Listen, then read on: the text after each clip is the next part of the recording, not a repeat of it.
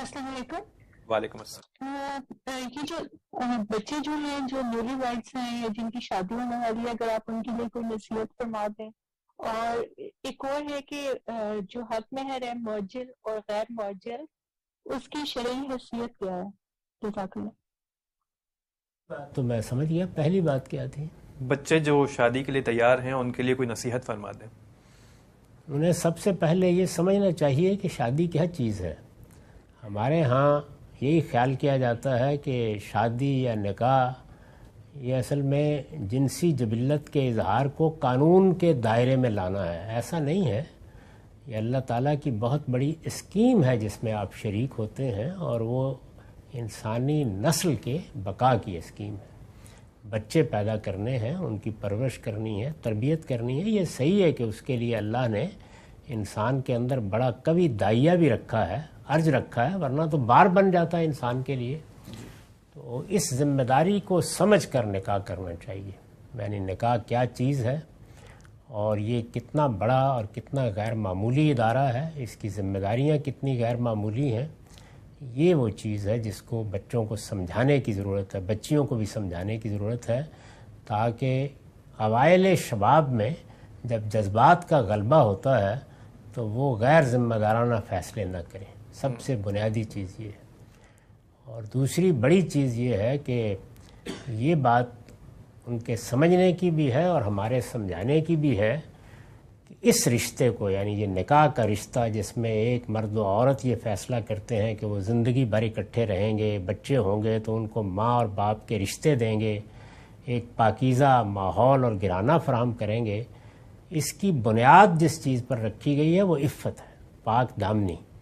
اسی لیے قرآن مجید نے اس کو شرط بنا دیا ہے، یہ بتا دیا ہے کہ کوئی بدکار آدمی یہ تصور بھی نہ کرے کہ وہ کسی پاک دامن خاتون سے، اسی طرح کوئی پاک دامن خاتون یا کوئی اور اس طرح کی خاتون، وہ یہ تصور بھی نہ کرے کہ وہ کسی بدکار سے شادی کرے گی، یعنی اس کو حرام قرار دے دیا گیا ہے۔ وَحُرِّمَ ذَلِكَ عَلَى الْمُؤْمِنِينَ۔ تو یہ سمجھنا چاہیے کہ اصلی چیز کیا ہے، عفت، اس کو ہر حال میں قائم رہنا چاہیے۔ اس میں اگر خدا نخواستہ کوئی غلطی ہو جائے تو آدمی کو فوراً پلٹنا چاہیے، کیونکہ یہ خاندان کا ادارہ عفت کے محکم رشتے سے بندھا ہوتا ہے۔ اس میں جتنی پاکیزگی ہوگی، جتنی وفاداری ہوگی، جتنا انسان اس کے تقاضوں کو پورا کرنے کے معاملے میں ایثار کرے گا، اتنا ہی زیادہ اس کو دنیا اور آخرت میں اس کا نفع حاصل ہوگا۔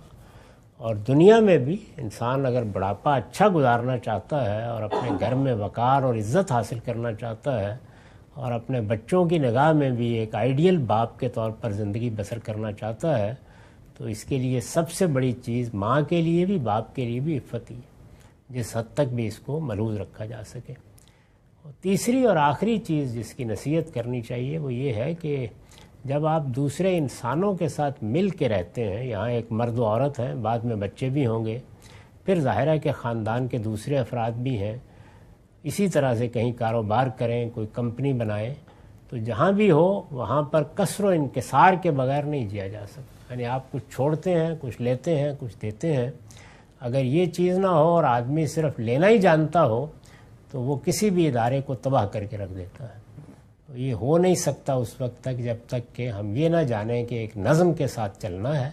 اگر کوئی آدمی ذمہ دار بنایا گیا ہے تو اس کے ساتھ ہمارا رویہ وفاداری کا ہونا چاہیے، محبت کا ہونا چاہیے، احترام اور عزت کا ہونا چاہیے، اور ایک نظم اور نظم کے تقاضوں کو پورا کرتے ہوئے شان کے ساتھ زندگی بسر کرنی چاہیے۔ یہ باتیں ہیں جو بتانے کی ضرورت ہے، اور یہ بہت اچھے طریقے سے لوگوں کو بتانی بھی چاہیے۔ دوسرا سوال کیا تھا؟ غیر معجل اور معجل حق مہر۔ جی ہاں، حق مہر تو اصل میں یہ ہے کہ آپ اپنی اہلیہ کے ہاتھ پر رکھیں، بس یہ ٹوکن ہے، علامت ہے اس بات کی کہ مرد نے اس کے نان و نفقے کی ذمہ داری اٹھا لی ہے، اس کی علامت ہے۔ تو اصلاً تو اس کو مؤخر ہونا ہی نہیں چاہیے، لیکن یہ گنجائش اس لیے پیدا ہوئی کہ ہمارے ہاں تو اب اس طرح نہیں ہوتا، لیکن عربوں کے ہاں بعض اوقات خواتین اپنی شان کی وجہ سے بڑا مطالبہ کر دیتی تھی، اور آدمی اگر شادی کرنا ہی چاہتا ہے تو پھر اس میں بعض اوقات یہ طے کر لیا جاتا تھا کہ اچھا اس کا کچھ حصہ اب ادا کر دیتے ہیں، کچھ بعد میں ادا کر دیں گے. تو یہ اگر کوئی اس طرح کا معاہدہ ہو جاتا ہے تو اس پر شریعت کو اعتراض نہیں ہے. صحیح بات یہی ہے کہ مرد کی جو کچھ بھی معاشی حالت ہے اس کے لحاظ سے مہر مانگا بھی جائے اور مقرر بھی کیا جائے، اور سب سے پہلے ادا کر کے انسان اپنی اس ذمہ داری سے سبکدوش ہو جائے.